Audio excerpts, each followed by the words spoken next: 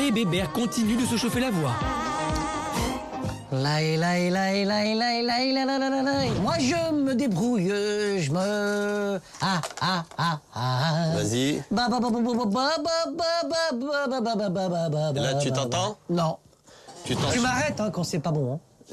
Ah bah, je vais t'arrêter tout le temps alors. Mais avant de se lancer, il faut résoudre un petit problème technique. Ne fais pas... Voilà. Regarde. Regarde. Souris, smile, voilà. Voilà. Ça évite de faire dans le micro.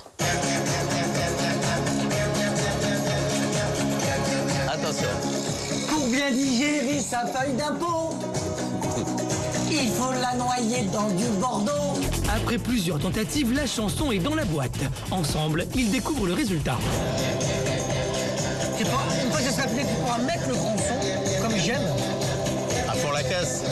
Après. Moi, je me débrouille, je mange pas que des nouilles. Ouais, c'est pas mal. Et Bébert dévoile enfin quel déguisement il a prévu pour cette chanson. Qu'est-ce que tu as prévu? Cuisiner.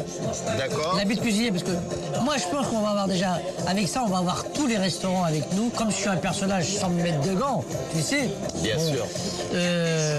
Donc, Toumba. Bébert se prépare toujours à monter sur la scène du Don Camillo. Va-t-il enfin trouver son costume de cuisinier? D'accord, ok, ça va. Je fais tout pour être connu, un documentaire signé Morgane Chevat, produit par Julien Poineau et Guillaume Frisquet. Bonjour. Bonjour Mathieu. Ça ne pouvait être signé que vous, un tel casting. Et pourquoi? Pour rien. On va en parler justement. On va commencer avec Patrick Bitoun, c'est mon préféré, donc fiscaliste de 52 ans qui se transforme chaque jour après son boulot en chanteur populaire. Donc son rêve, c'est d'être évidemment célèbre. Il incarne différents personnages comme Dédé Miam Miam ou Dédé le Frelon. Non, Bébert le Frelon. Ah, Bébert, pardon, Miam Miam ou le Frelon. Et à la fin du doc, justement, il se produit sur la scène d'un cabaret parisien où il a son petit succès en interprétant Moi, je me débrouille.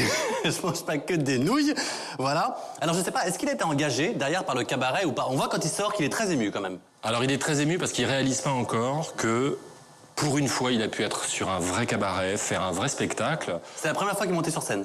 Oui, c'est la première fois qu'il est monté sur scène. Il espère là pouvoir être cet été engagé pour la tournée du Loto, avec un nouveau personnage qui serait la cacahuète, qu'on voit d'ailleurs parce qu'il a son costume de cacahuète que sa couturière lui fait. Mais c'est quoi la tournée du Loto? C'est-à-dire qu'il présenterait le Loto? Si vous voulez, le Loto se balade tout l'été avec une scène et des artistes, et Bébert aimerait pouvoir être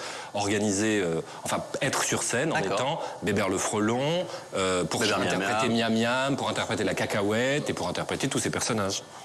D'accord, bah écoutez, on lui souhaite. Moi, pendant un moment donné, j'ai vraiment cru, quand je regardais le documentaire, que c'était du second degré quand même. Pas du tout. Non, pas du tout. Alors, Patrick, en fait, a une enfance affreuse. Il a été abandonné par la DAS très tôt. Ils étaient quatre enfants. Et en fait, il s'est réfugié dans cet univers. Et il l'a dit, la première fois qu'on l'a vu avec Julien Poineau en casting, il a dit... Moi, mon problème, c'est que Carlos m'a volé ma place. Oui. Moi, c'est moi, Carlos. En fait, Carlos a pris mon univers qui est des chansons populaires, qui sont, on le reconnaît. Mais ça a un côté, le petit bonhomme en mousse. Hein. C'est juste trop long, c'est produit un peu comme ça, parce qu'il se débrouille. C'est vrai que ça reste dans la tête, hein. Miam Miam, ça reste dans la tête. Il est resté 10 ans directeur artistique de la maison Marouani, quand même. Des frères Marouani qui produisaient. Donc, il a cette fibre artistique, il y croit à fond, il a envie que ça marche. Son rêve ultime, c'était de rencontrer Patrick Sébastien. C'est son rêve ultime pour pouvoir être au plus grand cabaret du monde et faire ses numéros. Maintenant, c'est un type qui est profondément sensible, qui est profondément sincère, qui y croit, et je m'interdis bien de dire ça ne marchera pas un jour. Ces tubes, il suffit que vous les écoutiez 2 fois. C'est vrai que ça... D'ailleurs, il a un producteur qui a bossé avec Aznavour et Johnny Hallyday. Et je sais pas, est-ce que cette maquette, il l'a envoyée à quelqu'un? Alors, il l'envoie, mais il a quelques problèmes. Alors, il nous a dit que le producteur de La Rousseau croyait en lui. Mauvais signe, ça.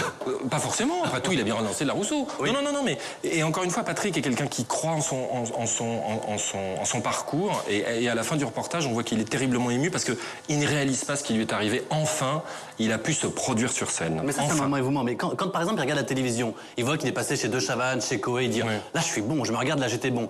C'est un peu dur, on va lui dire, il se rend compte qu'on l'a reçu dans ses émissions pour se moquer de lui, quand même. On est tous le con de quelqu'un. Tous autant qu'on soit. C'est-à-dire que vous portez un jugement sur Bébert. Bébert, pour lui, il est dans son univers. Carlos n'était pas plus ridicule. Carlos n'était pas plus ridicule quand il était en Rosalie, quand il était en Lapin. Il n'était pas plus ridicule. Lui, il dit, j'associe, mais avant tout, ce qu'est Bébert, c'est un comique. C'est un comique qui fait son truc, c'est pas vraiment un chanteur.